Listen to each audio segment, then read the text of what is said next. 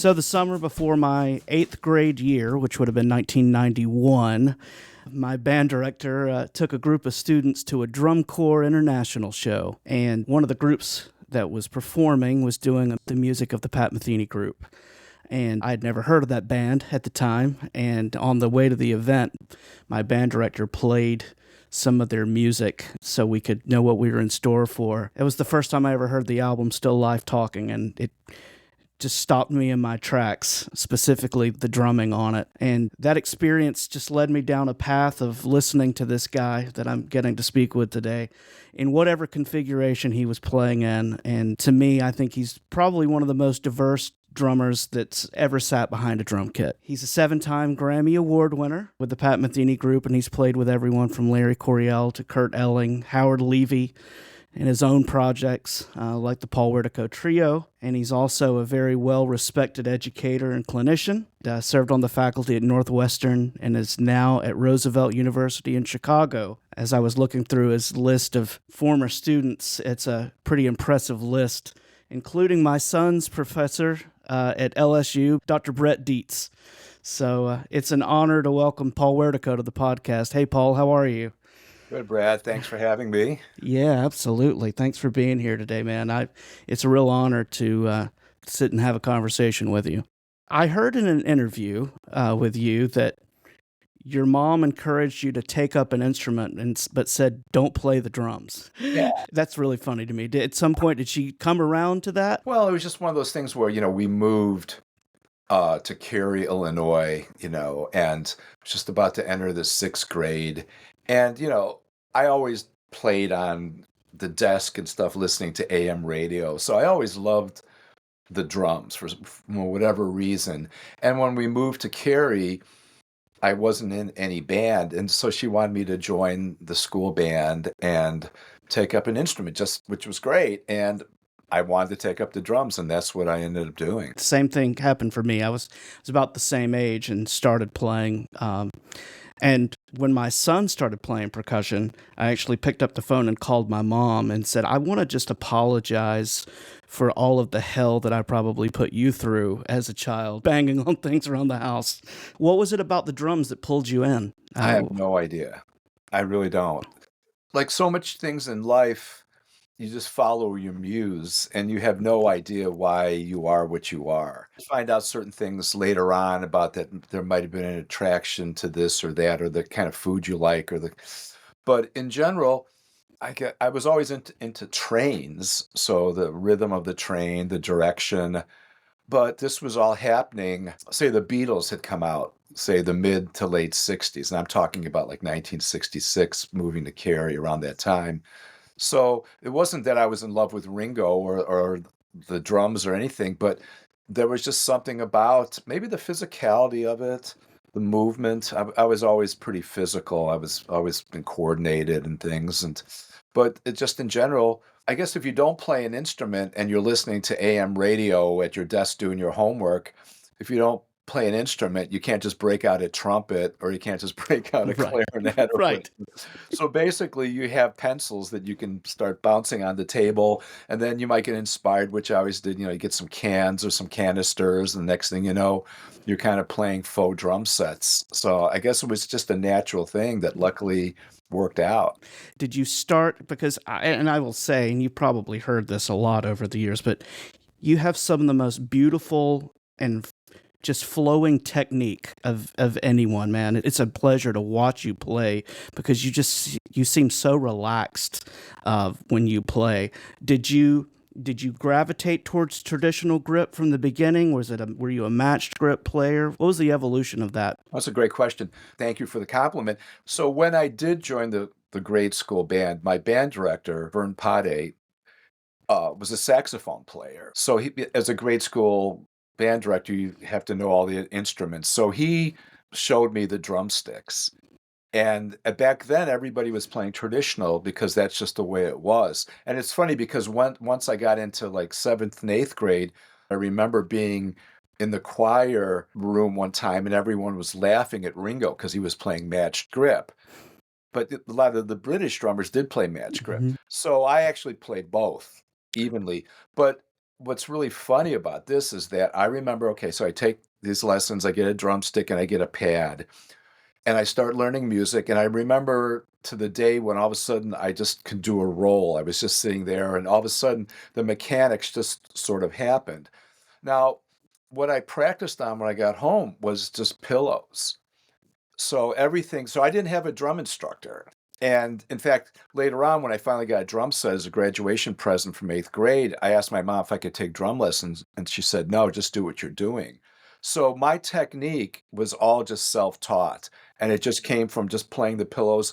And again, I guess the logic of your body, if you're able to read it, just makes sense and you do what comes naturally. One reason I have this great technique in the finger control is just because there was no bounce on the pillow. So I had to do it using my hands and my fingers. And the other thing I just told Don Lombardi this when we did one of those Lombardi live interviews, that when I finally got a snare drum, I got a Slingerland snare drum. This is before I got a drum set. And so I started practicing that. This would have been in seventh grade, but I didn't have a drum set yet, but would play along with records. The strainer on the snare drum would be one of those things where it kind of went like this, and it had a little flap that you would catch. So I actually went to my closet and got a metal coat hanger and fashioned it so it went around the snare strainer and around my left knee. So I was able to go like that just by moving my knee this way. Oh, that's cool. Yeah, one thing, even my daughter, my wife always say, I've always been inventive. I like making up stuff, creating stuff. I love to cook without recipes. I love to play music that's spontaneous. It's just one of the things I guess I've always felt comfortable with, just going into unknown territory and enjoying the adventure. I had a drum teacher. I started taking private lessons in, I think, around eighth grade. Same kind of idea where his assignment to me was to play on my leg above my knee. Same concept of playing with a pillow in that there's no natural rebound from it, which really developed my back three fingers, which once you translate it over to a snare drum, it just makes everything so much easier. That's a little more painful, obviously. It hurt Because a pretty, lot of yeah. times, yeah. So that's why they even have practice pads now you can put on your knee, on your leg Right. to be able to do it. But Yeah. no, it also helps with brush technique because, brushes you can kind of get a bounce, but not really. So to get that even stroke on a bounce, you're actually helping it with your finger control. Yeah. I mean, if you weren't taking lessons, imagine, were you playing from any method books at that point? Were you just playing what was at school? Well, I've always been sort of a collector of things. So I would buy certain books. Back then, you had the Haskell Horror book, you might have had Stick Control and things like that. And when I used books, I never would go through the book. I would look at like a page, maybe look at an exercise or two, and then just make up variations on that. So I was never one of those people that, has to go through all the exercises on every page of the book and then feel like I conquered the book. I always kind of, again, I like adventure. So I would just take something and go, okay, that's a cool pattern or a cool rhythm or a cool sticking. What can I do with that? And then just kind of run with it. What were you listening to at this time? Well, I did have a large record collection because when I was 15, now I couldn't even drive yet. I was teaching at 3 music stores. My dad would drive me to these music stores. God knows what I was teaching. But one of the music stores in particular was in McHenry, Illinois, and it was a large record store too. So you walk in and there's all these new records, which I would buy. So I spent my money teaching on the record stores. So that's where I first got, Coliseum, or you'd get all kind of the rock records. You get the Nice, or you'd get these who is this, and you would just buy it and bring it home. And then I would play all the time. And back then, even though I had like a Victrola kind of thing for my records, I did play with AM radio a lot. So finally, when I got a drum set as a graduation present, I set it up and I had like an AM radio behind me. So there's no headphones or anything. Mm. And then I would just put on whatever was playing, the Kinks, the Hollies, the Beatles. And then I would just jam along with it. But rather than try to play what the drummer played, I would play around the music. I would play almost free and then catch things and then so I never transcribed things back then. I was never really interested in trying to sound like someone else. It was just more my dance because when I play, I think it's like dancing, even though I'm not a dancer, it's a dance. And so I would just react to what the music made me feel when I played, and that kind of gave me that sense of flow and of natural movement and a forward motion rather than being like a drummer playing a rudiment for their fill. And in fact, I hated the rudiments at first because not that I couldn't play them, I just thought like, what is this stuff? And then it wasn't until, a few years later that I all of a sudden went, oh wow, this rudiment, oh, that's when you break it up around the drums, that's a Art Blakey lick or a Ginger Baker lick or what all that. And even in Cary, there was A&P grocery store that I would go to that would just carry records. And so that's when I'd go and go, freak out, Frank Zappa, never heard of him, buy it. Are you experienced? Jimi Hendrix, I don't know, buy it. Cream especially. All of a sudden there's fresh Cream, and I look on the back and it goes, Ginger Baker, undoubtedly European's best drummer, took it. So I just bought everything and jazz records too, the same. So and ethnic records. I just bought whatever I could, and I would just listen and practice all the time. So you're right about, bugging your parents, but we lived in a home, luckily, because, if I lived in an apartment or something like that, it would drove neighbors crazy for sure. But it was one of those things where it was all natural, not trying to copy anybody, just letting the music tell me what to play, which I still to this day tell my students, let the music play you, because then it's more of a natural thing. And if you do have technique, then you're able to express yourself. Just like if you have a vocabulary, depending on how big your vocabulary is, you can speak to a child or you can speak to another professor. And the whole idea is to use the correct words to whoever you're talking to. But if you don't know those words or if you don't know the meaning of those words, then you're going to sound like sort of an idiot.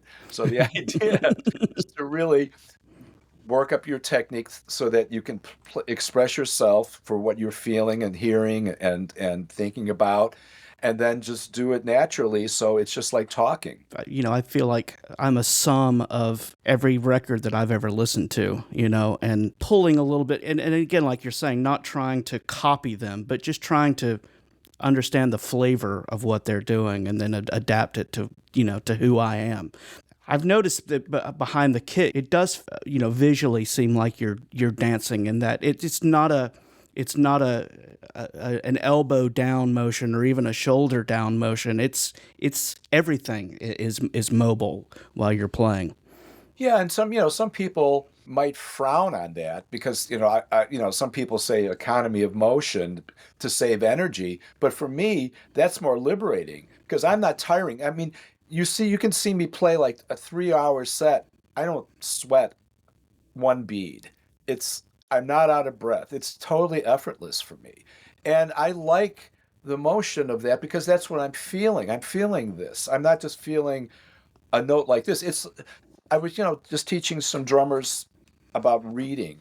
And, when we look at drum music, whether it's a whole note or a half note or a chord note or an eighth note or a 16th, it's just one note. It's a dink. Well, no, if you're playing another instrument, it's going to be a longer note. So why not make longer notes, even if it's still a dink hitting a snare drum? Why don't you make it feel like it's a longer note if that's what you're hearing? Because you're hearing phrasing. Otherwise I'd be talking all like this, and every note would be very short, unless I went like this, and then with a cymbal and just dictate when I did, it'd be stupid. So the idea you're talking through the instrument, and again, I'm 71. I'm in the best shape. I go and do 100 push-ups in the morning and all this stuff. It's effortless for me, and the drumming has kept me healthy. And I think if I played like this, people get tendinitis from repetitive motion. So the way I play, there is no repetitive motion. It's always a different thing. It's always just something is relieving the other tendons and fingers as I'm doing this other strike. Yeah, the moment that the stick touches the drum is only one part of the entire motion instead of that being the result of everything else. Yeah. Right. Now, one thing you do have to be careful, and I guess this is something I am proud of, is say with Metheny, I had all those cymbals, so there's a lot of distance to cover. And also, it was almost all with sequencers, so you have to be perfectly in time. So some people will say, okay, the reason you want to keep your distances shorter is because if you have more space, there's more opportunity to like drush or drag because so really what you have to be able to do is judge different distances but still at the point where it's still synchronized where you want it to hit. And but I've never thought about that because to me that's just luckily it's worked out so I can play with a click or anything in my sleep and always hit and not worry that if I come this far or if I come all the way this far that I'm going to be off a little bit. Yeah. Were you guys using wedges during all of that, or were you? Well, okay. Until the Imaginary Day tour, yes. So I had this gigantic wedge, by my hi-hat that was, had to be louder than Pat, and Pat was really loud. And, finally I put in earplugs, in my left ear. But then finally I got some in-ears. And I'll tell you a funny story. A lot of people don't know this, but I can tell it. So I got some in-ears. And so we were just about to go on the Imaginary Day tour, and we were rehearsing in Atlantic City. So I got this new drum set from DW's gorgeous kit, and I got this in-ears. So Pat's like, "Okay, let's play Have You Heard?" So I play Have You Heard and just nail it, like. And he goes, "Yeah, it sounds great. I'm just afraid that that you might feel outside the music. Let's do it without the in-ears for a second." Now I know I could do the same thing, but I went, okay. And I fairly rarely ever do stuff like this, but I said, I'm just going to play like maybe 10% less accurate. So then by the time he was done, he goes, yeah, you're right. Okay, you sound better with the in-ears. And I was able to keep the in-ears because if I had played the same way, I wouldn't have been able to do that. Right. But dig this, he was so used to this blasting monitor by me, he kept that going. So I had in-ears, but I still had this god-awful Oh no. gigantic monitor blasting the left side, which made it really hard, for like the sound men to make me loud enough because you got this thing blasting through, which was crazy. That's so funny. I saw you with the band one time, and it was on that tour. I was in college at the time and drove up from Nashville to Louisville, Kentucky to see you guys up there. And man, you sounded so good. Thanks. Well, that other thing that we added on that, I think Steve Rodby recommended this, was one of these bass vibrators, magnets under your drum throne, so that when you hit the bass drum or you hear the bass, you could feel it. And Lyle liked it so much, he actually had it put on his piano throne. Really? But what's really funny, luckily I beat this, but in 2017 I had prostate cancer and I beat that, and I'm thinking, I wonder having like this 10-pound magnet next to your under your groin for a whole year, that can't be healthy It can. for your body, It can't be. I didn't even think about that, but you're right. Yeah, that's a good point. That's really funny. How did you meet Steve Rodby? Because I know you're both from Chicago. Is that right? I was playing, yeah, on the scene and he was on the scene. We ended up playing with this guy, Ross Trout, who was this guitar player that was, I think he might have even been Pat's roommate for down in University of Miami for a bit. But I started playing with Ross, and then I think Ross knew Steve, and then we started playing in the same bands, and we got along really well. And then remember Steve and we did Simon and Bard's first two records, and just one thing kind of led to another. We always just played great together. We're kind of different people. I mean, he's very, how can I put it? Well, for instance, like when I don't know if he's still doing this because we're actually still playing together. We're in a band with this great piano player, Niels Landoki from Denmark. In fact, we have a couple gigs with Mike Stern coming up in Denmark in Cool. the end of August, early September. But Steve would be one of these guys that like he would have like a great pen, his penmanship. And I'm like, I don't care what I'm just like that. So and so it's almost like he was the straight man And we've even talked about this even in an interview once. He's almost like the straight man and I'm the crazy guy, you know? So he keeps me in line. We have fun together. So that's how that worked. I don't think he was on the video, but I saw a video with you with Simon and Bard from the early '80s. It's in a recording studio, Oh, is that and the thing? Is that the thing with what's her name? John with Phillips's daughter. Mackenzie Mackenzie Phillips. Phillips, yeah. That's Yeah, Larry Gray actually on bass, who I'm Wertico and Gray. We have 8 recordings together. yeah, So Larry and I do a lot of things. And we just recorded with Fareed Haq a couple days, 2 10-hour sessions about 2 months ago, and he's incredible. Now yeah, he's different than Steve. I mean, they're both incredible. Larry's like a virtuoso cellist, guitarist, flautist, pianist, you know. He's kind of and he's got tons of chops. I mean, he's just like so when we play together, it's a different thing, you know, because different people bring out different sides of you, and that's what's cool about it. You know, if right, everyone brought the same way, then it would get boring. So that's why you play with different people, sure. and as long as you're happy with how you feel playing with different people, it's always interesting that way. But both of them are like dear friends, you know, for since the '70s. You That's know, fantastic. You yeah. know, so I started out playing drums and percussion, but became a gigging bass player because I'm a singer as well, and I found I could get a lot of work as a singing bass player. Uh-huh. So that's what I did. But I was curious, as a drummer and bass player, what do you look for? What do you want from a bass player on the bandstand? What kind of things do you look for? Well, obviously, that's your partner. So you're the foundation. And especially they're the foundation because they're playing the lowest instrument. That's why a bass drum is a bass drum. Sometimes, you know, when people say kick drum, well, it is for pop music, but it's really a bass drum. So it's the foundation up on the drum set. But what I look for, obviously, good time and feel, because some people play in front of the beat, some play in back, some play in the middle. So I can adjust to that and they can adjust to me.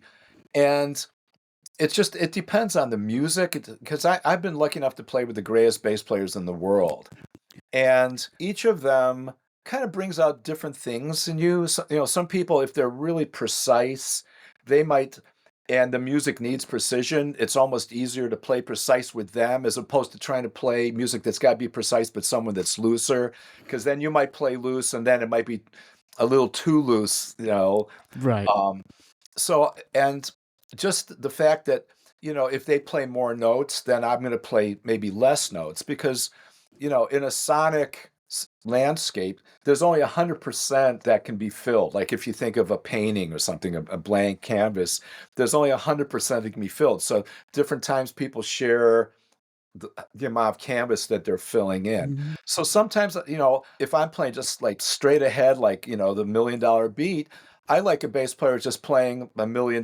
groove with me and we'll just lock in and then let everyone else fill in all the space. And intonation, obviously, too, makes a big difference because all these people I'm talking about, I'll play great time and they play in tune, obviously. But yeah, you know, over the years, I mean, I started out when I started playing in high school, actually, I started going downtown to sit in with Barrett Deems's group. Now, Barrett Deems was this guy. He was like part of the Gene Krupa, Buddy Rich school. So he played with Louis Armstrong. You know, he went to Africa with Louis Armstrong, and he's in all the. I mean, he played with everybody, and he was incredibly fast. I mean, he was unbelievably fast. And so I sat in one time, and he loved my playing. So he was kind of like, even I never took a lesson. He was kind of like a mentor. So I started subbing for him even before college. So I started playing with all these older black bass players who were like 7 years old that had played with Louis Armstrong and Ellington. Wow. So again, it's like that song, I wish I knew what I know now when I was Right. younger. But I was playing, you know, I was just playing with these guys and a lot of those guys felt to me like they were almost dragging. But when I was younger, I was probably pushing the Hmm. beat, you know. Now Yeah. you would marry this stuff. But it was real interesting. And Barrett was, I mean, he's so famous that there's a story that I think it was Gene Krupa said that Barrett makes coffee nervous. And there's these stories him on a plane with like maybe 10 watches on each arm. I mean, just and so when he died, right before he died, he was in his 80s. He was married to this girl, Jane, who was an alto sax player. She was like 40 years younger. And when he died, she asked me to take over the big band, but I was with Pat. I couldn't do it.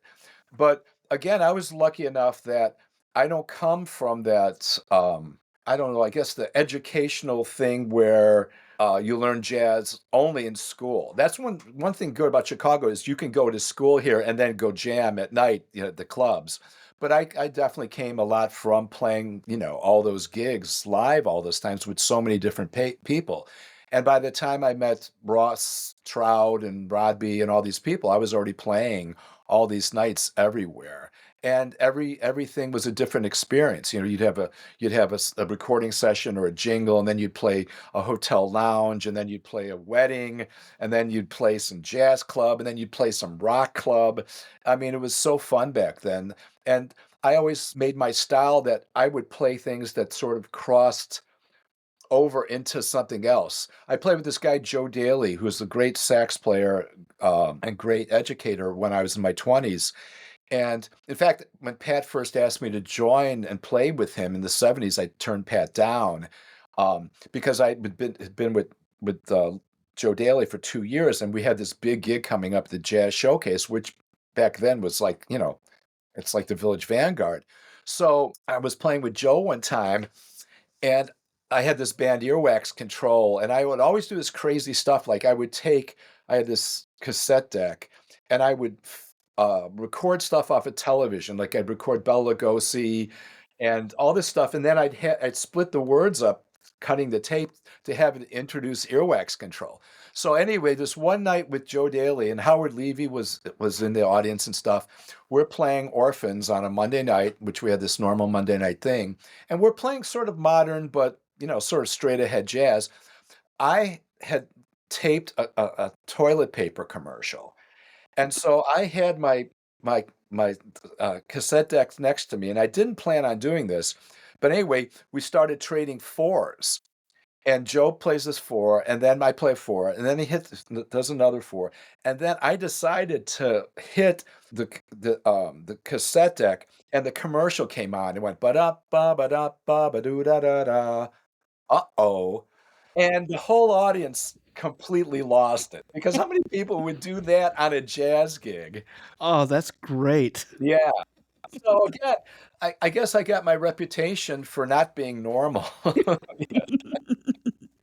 As I was saying before, growing up listening to you playing with Pat, my favorite record of yours playing on with that group was the quartet record. I thought it showed a side to you in that group that I kind of thought was missing. And it just kind of was like, oh, that's the guy for me. That's it. You sound so great on that. Thanks. Well, that we did in a couple days, and one reason you can hear me is because there's no sequencers going. Yeah, right. Because I was buried in sequencers, which always, so even when I listen to those records now, I'm like, God, I couldn't even transcribe what I was playing if I had to, because I can't hear half this stuff. Yeah, I know. And I was just explaining, I was talking to Ed Toth, Ed Toth from, yeah. So we're friends. Actually, he took a lesson many years ago, but we're friends. And I was just explaining to him about that record, that I actually had a drum solo on that record. Okay. It was about, maybe a minute and a half or 2 minutes long. But what happened is that I was with Evans Heads at the time, and Evans Heads were great, but they had a problem working with DW bass drum bearing edges. So here I'm going to play a solo, which was going to be a cool solo. And I play it, and we go back and listen to it. And I remember this happening as I was playing it. As I was playing it, the head slid off the bearing edge. So you hear the bass drum go boom, boom, boom, boom, boom, boom, blah, blah, blah, blah. And the other guys in the band didn't really hear it, but I pointed it out, and then they were go, okay, we can't use it. So that broke my heart, Oh, yeah. And there was also on First Circle, I was supposed to have a drum solo, because remember I did scrap metal with the ring modulator on stuff. I actually have a tape of that too. And that was going to be, but Pat didn't put it on for some reason. We did that, and I did all my feedback and everything live, but that never made it on either. So, I mean, Pat's gig was great in so many ways, but it was also very, it was kind of restricting, because you knew it's always going to be this many courses of guitar on this song, and you couldn't just stretch. I couldn't go and just like do a retard somewhere, that you would normally do if you're playing regular music. So it's funny because I'm so proud that I could do that kind of music, and that people loved it. But it's really, I feel like it's about like, half of what, or less than half of who I am and what I do. But that's the thing about when you play different music, different types of music only require so much. So you could have the most amazing chops, but if you're playing with the Rolling Stones, that's your job. It's just to lock down the groove. And if the music's good, you're happy doing it because then you're serving the music and you're making it work. And I think when I mentioned earlier that I was doing so many gigs in Chicago, that was so fun for me. So if I played a wedding, I was never bored on a wedding because I knew later on that night or tomorrow I could do my bash with, and so my job on a wedding, okay, let me get that dance floor packed and keep it packed. So I think a big thing with understanding our role as drummers and musicians in general is what does the music really require? How much of you, even though you're putting in 100%, you're putting in maybe 100% of maybe 10% here, 100% of 80%, sometimes 100% of 100%, like with Wertico and Kane and Gray. That's totally improvised. That's 100% of 100%. But it's really keeps life interesting because it's never the same ever. I tell everyone that I came to you through the group, but I stayed for everything else because you're playing. I think it's, and I don't want to get too opinionated about it, but I feel it's a travesty that most of the people don't know you as the guy who played all this other stuff. Because man, you're just such a deep player, and I'm sure it was a tough thing working after that group because you were probably kind of typecast, I guess is the best word for it, Well, I've talked about this with other people where it's like an actor. You think of Fred Gwynne from the Munsters, and he's in other things where he was in Car 54 before that. But you always think of like what they're most famous at, right? But in reality, you look at the world, we're so lucky to have any recognition at all. So it's to be in a band that sells that many records and I guess has that much positive meaning for so many people. That's a blessing in a lot of ways that we Sure. actually did something. Because think of how many people out there have tons of chops or, have tons of talent that never get heard at all.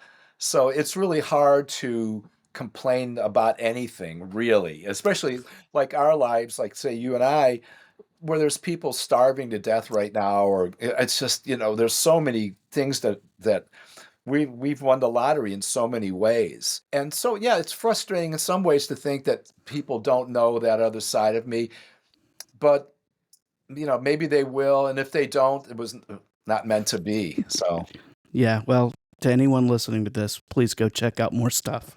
It's so good. I want to talk to you about your teaching career because I find it really interesting that you didn't take formal lessons growing up, but you've amassed this really long teaching career, and I think it's really I think it's a testament to you. I think you're maybe a lifelong learner and then transferring that information on to other people. What was the catalyst for you becoming a teacher at a university, for at a instance, university, for example? Yeah. again, totally accidental. So I had been teaching privately for, a long time. And like I said, I was teaching at music stores when I was 15. But one time, because of, again, playing with Pat, so that would be one of the benefits, I got asked to do a clinic at University of Wisconsin in Appleton. And so it was one of those kind of days of percussion. I don't know if it was a basic thing or not. But anyway, so I did my thing. And then two of the other people that were clinicians were Patsy Dash and Jim Ross from Chicago Symphony Yeah. Orchestra, and they were also teaching at Northwestern. So they go, Paul, we love what you're doing. You should come and teach at Northwestern. And I went, well, I'm touring a lot. And they said, no, you could just be, adjunct or whatever. Sure. So all of a sudden I got that gig. And then I'm doing that, it's going, 10, 12, 13. All of a sudden, then I'm doing a PAS, Illinois PAS thing at Roosevelt University. And Ed Harrison, who is still teaching there, he was also doing a clinic there. So he goes, Paul, you should teach here. And I was like, okay, So there I'm adjunct at both schools for a while, which you can do. And so at one point, I think after maybe 2 years or maybe, yeah, just a couple years, I went up to the dean at Chicago College of Performing Arts at Roosevelt University, and I just said to her, I said, hey, if you're ever interested in me doing more, not thinking about that, but just maybe more. She goes, well, what about a full-time position? I was like, Okay. okay, you know. So about a year later, all of a sudden, I met with the dean of the school and everything, and they offered me this position. And I said, well, can it be tenure track? Because sometimes people, you can teach there at a school for 30 years, but you always got to be reappointed every few years. Mhm. And so I went the tenure track route. Now, once I got hired full time at Roosevelt, you can't be full time somewhere and teach somewhere else because that because then Northwestern would be using my name to attract students to Northwestern. Right. So I went to Northwestern. I said I have to leave, and they were no problem. They said like if you were full time here, which I found out later they would have had me do. I didn't even realize that. They said, yeah, you wouldn't be able to teach at the other place either. So then just kind of one thing just led to another. So again, I have no idea how I got to all this stuff. I mean, it's just been really one lucky life. Are you teaching a lot of classes? Do you have a lot of private students? What does that look like? Kind of both. I mean, I don't have to go down there every day. That's one thing too, so which is really nice. But I have two ensembles. So this semester I'm teaching the avant-garde ensemble. So we're doing like stuff by Albert Ayler and all that, which is great. And it sounds great. And then, because I was head of jazz for 5 years, but then I just didn't want to do that. That's, the administrative stuff gets too like, so I just wanted to teach.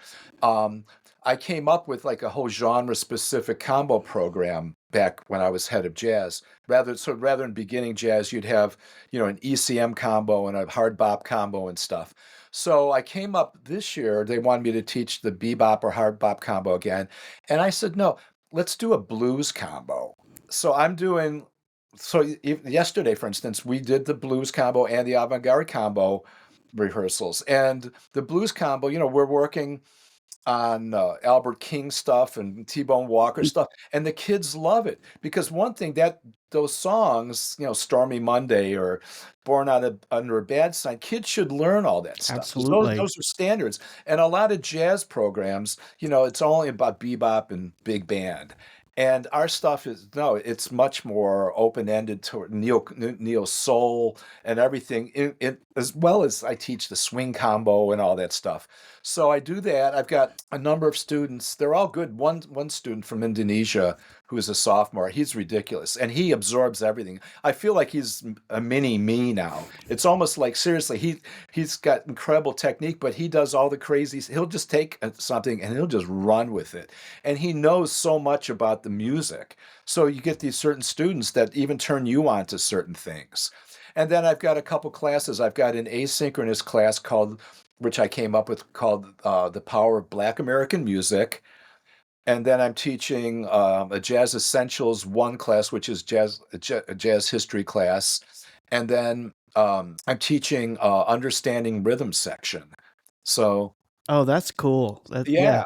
So in that one, I'm teaching kids to understand what the rhythm sections do, but then expose them to the famous, Muscle Shoals and the Wrecking Crew and the Stax people and Motown and they, because a lot of kids, when I was growing up, when I was in college, jazz was 50 years old. Now it's 100 years old. Motown was happening. Motown is 60 years, 50, 60 years old now. So kids, you can't expect them to know about everything. So when they can learn it in schools, they understand not only this music that either they knew or did know, but also, because our school is also a social justice-based school, I teach them the cultural correlations, society, and how it's important in society, and why this music even came into being. So, for instance, like with the blues music, I mean, blues was like the newspaper for African Americans for years. You know, back if you go, there's a great podcast called Uncensored History of the Blues. It's all these blues things before World War II, and they're all topical. So it might be the Furniture Man blues, where the guy comes and repossesses your furniture, and there's songs about that, or lesbian blues, or cocaine blues, or the Mississippi Flood of 1927 blues, and that's how a lot of the stories got told to other people. And so in a lot of ways, music, including rock and roll, including jazz in a lot of ways, and rap too, tells the story of what's happening in people's lives through music, where newspapers might not even care about that. So that's the way I kind of approach it. So this keeps me down the rabbit hole. I mean, I'm always looking for new stuff and learning new stuff about stuff I, knew about, but now I know more about it. Man, I bet that's an engaging class for your students. I'm sure they really eat that content up. Yeah.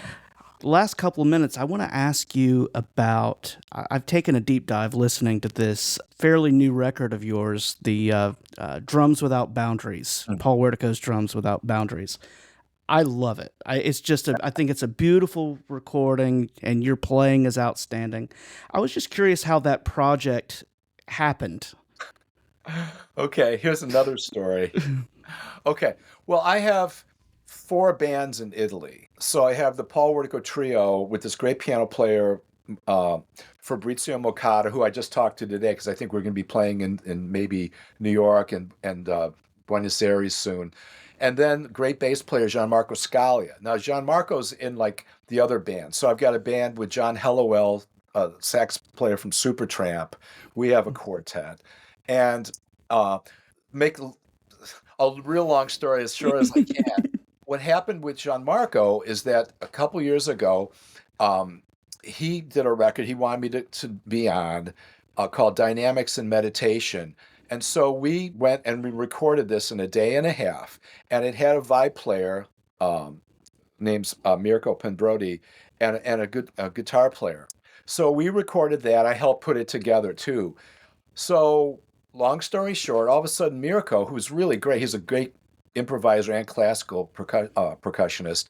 He says, Paul, there's this percussion ensemble, Ichos Percussion. I'd like you to do a record with them. And I say, sure, because I'm game for anything, right? So they put together this thing where I'm going to go. This was 2 years ago, I guess, in the summer. We're going to go record this album. Gianmarco's going to play on it. Mirko's going to play. And they got a different guitar player, this great guitar player, Alex Monk from England. So we book a 3-week tour.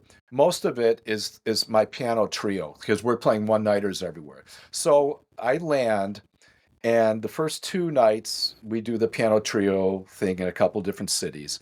Now, the next day, Gianmarco drives me up to this small, city where Ichos Percussion has their warehouse. So I walk in, and there's like this big warehouse with all this percussion. It's like, this is great. Now, one thing, it's like 105 degrees. This is like when the rivers are drying up and everything. So I walk in this warehouse, it's air conditioned. Okay, great. So we have like 3 days to do this record. Now, we've never played together. First of all, one of the 5 guys from Ichos isn't there because he's got COVID, so they've got his sub. Now, and the engineer, who's really good, speaks English really well, he's sick too, but he says he doesn't have COVID. So we set up in the round. So I'm thinking, how are we going to do this then? Because we've never played this music before. And if someone makes a mistake, we have to, how are you going to punch in? Because it's going to bleed into everything. So anyway, I get my drum sound, first of all, and the drums sound great. I'm happy. And everyone gets their sound. And then we start playing the first tune, which is this mixed meter thing. And I'm hearing in my headphones, I'm hearing my drums go, brr, brr, brr, brr, brr. And I'm like, oh my God, it's the latency. So all the mics, like the timpani's 60 feet away and the, marimbas are 70. So I'd say, okay, we can't do this way.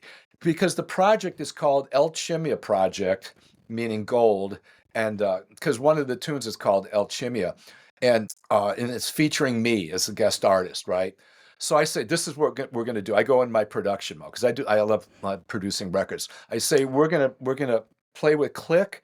We're gonna stagger our stuff. We're gonna have, and so we start playing and we do the first tune, and everyone's really good. So everyone's really cooperative. So we get that first piece done.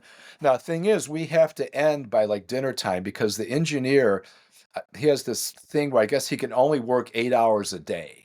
So we're done. We go out for dinner, and then we go to the hotel. It's this great hotel, get some rest. Now, the next morning, I wake up, but I wake up like 3 in the morning because my room's like 95 degrees. So my air conditioning's not working. And we have this 9 o'clock lobby call. So we go down and we start working on another tune. Get it done, great. Another tune. Okay, we're doing really well. They wanted to play one tune, but I didn't like it. I said, no, no, no. So anyway, we get up to like 30, maybe 35 minutes, 40 minutes. And they're like, oh, no, no, the label won't release it unless it's 60 minutes. And I'm like, what? And we've got like maybe one day to do the rest of this Oh stuff. dear. So I say, here's what we're going to do. Luckily I had my Mac with me, and I had my, the iMusic, and I had waveforms of stuff off of my other records. So 5 of those things, three of them were from Stereo Nucleus, one from Wertico came Windows of Time, and another one from Free the Opera, which was Fabrizio Makata and Gianmarco Scalia. And I said, put it in, put it in Pro Tools. I'm going to tell you what to play and how. And so I just conducted it. So all of a sudden we kind of get this done, right? And this is great. So now we're kind of up to like, almost 50 minutes. But again, we have to go out for dinner. So we go out, and the guy from Ichos gives me their former CD, which has some John Cage pieces, which, I was familiar with John Cage, but not these pieces. So anyway, long story short, we go, and now we have like a half day to record because we have a concert that night. So I get up the next day. Now my room, they fixed air conditioning, but it's like 50 degrees. So I'm starting to get sick now. Okay. Oh no. I've got a sore throat, and I'm going, uh-oh. So we get to the studio, and I said, here's what we're going to do. And without ever hearing it, I say, I see Third Construction is like 11 minutes long. I'm going to play a brush solo up front, then just put it on. I have no music, nothing. I'm just going to play over it, which I did, one take, no edits or anything. And that's how we got up to 60 minutes. No kidding. Well, that was funny. I was going to ask you about the Third Construction track. I played that piece when I was in college, and I loved your choices on it. And I was asking you about the process of recording that piece, but it's really cool. So I just jammed over it. So then the rest of actually that first night that we were going to play, we got rained out because we were supposed to play outside this beautiful castle, and we got rained out. So next day we have one more show we have to play in Florence. So we stopped at a pharmacy, and they gave me some throat lozenges and stuff. And they say, oh, by the way, don't test for COVID because you don't want to know. I was like, oh, great. So anyway, we played the show in Florence. So it went great. And since we didn't have enough material, I actually gave the sound man for the whole rest of the tour the 5 pieces of mine, and then we jammed over those live, even with the piano trio, which was really cool. And let me tell you about the rest of this with the record. So anyway, I think I'm done. I haven't signed a contract or anything. It's like I'm just haven't doing what I do. And all of a sudden, the sound man starts sending me mixes of certain things for me to like go and like, okay, do this and do that. And things are going good. Now all of a sudden I hear from the president of the label, who is Italian, but the label's based in Osaka, Japan. He's going, well, we can't use Windows of Time because he thinks it's electronic drums. And I said, no, no, no, it's just prepared drum set. And he goes, okay, we can use it. But he was worried about the Cage piece again. So I said, well, let me take care of this. So I go online and I look for the John Cage Trust, and I contact them and I say, well, I played over this thing. and they go, well, send us a mix of it, which I did. And I get back from the publisher. He loves it. He sends it to the head. They go, just use it.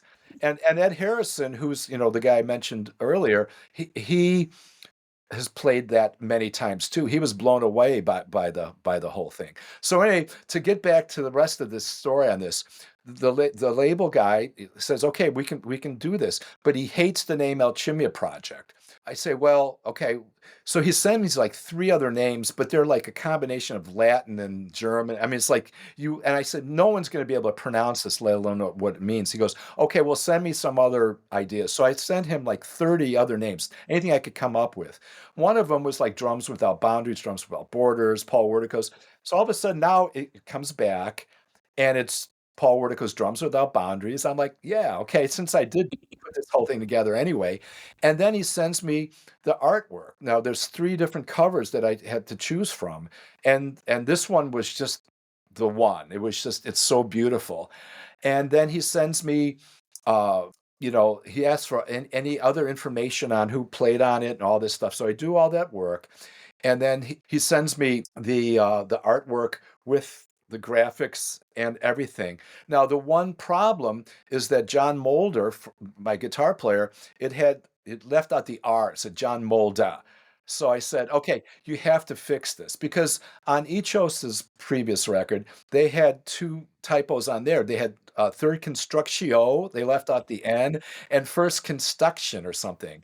So I said, you have to fix the R. Now, as long as you're doing it, please there was some space on the paper where I said, well, please just say Paul Wertico wants to thank all the great musicians and the John Cage Thrust for their support, right? So I get the thing back, the R is fixed, and then it says Paul Wertico wants to, just wanted to thank everyone for. It's like, no, the sentence. So then I'm saying, man, where's the second sentence? He says, it's there. I say, no, it's not. So finally he fixes it, and then life is good. And then there's the release date, which was the last date, like in July last year, and it came out, and it's gotten great reviews, but it hasn't been reviewed. Like it was never reviewed in Modern Drummer, and plus it's on the classical label. So Da Vinci has a classics and a Da Vinci jazz. They didn't put it on the jazz label. They put it on the classical label. So I think it's only gotten 3 reviews, which breaks my heart because it's really one of my favorite things I've ever done. And I've had people like, Glenn Cochie loved it. Peter Martin, the guys from Third Coast Percussion, all those guys were my students. They loved it. Mike Clark wrote to me. He goes, 10 stars. Peter Magadini, before he died, he goes, Paul, it was, man, but no one's heard this thing really. It breaks my heart. Where with Metheny, you knew that as soon as that record's going to come out, at least 100, 200,000 people are going to be able to hear this thing. Yeah. So like your point about that, sometimes it gets frustrating, but again, hopefully it'll get out there. And if it doesn't, wasn't meant to happen. Well, I'm going to find a way to get that in Modern Drummer. It's going to be my life's mission for someone to write about it because it's a wonderful, wonderful release, man. It's so good. And isn't it a funny story? Because most people thought that we rehearsed and all this stuff. It was not. This was like flying by the side of your pants. I mean, if I hadn't done this, and even the guitar player wrote, he said, man, great job. This wouldn't have happened without you. And I'm not trying to be an ego thing. It's just those guys were all willing to work together. They're all great musicians. They wanted to get the thing done too. And I just kind of went into that mode where we're all going to work together. Just please listen to my suggestions. And luckily they were good suggestions for what the final product was, Yeah. Well, crazy. It's, and I've listened to as many things with your name on as I've been able to, and it's near the top of the list for me, maybe at the top of the list. I just love the approach to it and just the way the ensemble plays together, and what your choices on it were really, really wonderful. Thank you. Yeah, absolutely. Yeah, the idea too, even Glenn Coach would say, Paul, you should be doing stuff with percussion ensembles everywhere. I mean, I am playing with a percussion thing now in April in Texas at a high school. They just called me, but I would love to be going to Japan and stuff and playing, because the idea of improvising over even written pieces would be great, because that opens up the space, because everything is, even a written piece is improvised, except the person's improvising on paper and it turns into something that's has to be played a certain way. So I would love to do that because I love percussion, and I love the adventure of taking something and making it slightly different. So my brush solo was just an intro, but the way I played the brushes through was sort of this horizontal flowing thing that I guess in retrospect, I was just trying to make everything flow horizontally, where a lot of the percussion things were sort of vertical, and angular. Yeah, and in that piece too, I mean, there are so many different rhythms happening vertically, and yeah, to find something that flows through that, it's it can be a challenge. Like I said, your choices were just so wonderful for that track. Thanks, Brad. Yeah, I really appreciate it. Well, Paul, I just can't thank you enough for your time today. This has been a real pleasure getting to hang out and speak with you and hear these great stories. Yeah, Brad, hopefully you get to hang out sometime, if you're ever up in the area. Good luck. Thank you. Stay safe, and yeah, keep grooving. That's it. Thanks, Paul. All right. Thanks for listening to the Bandwich Tapes. I'm your host, Brad Williams. The show's theme is called Playcation and was written by Mark Mundy. Drop me a line at the email address, thebandwichtapes@gmail.com. Make sure to subscribe to receive new episodes of the podcast. And while you're at it, please tell someone else about the show. Thanks for listening.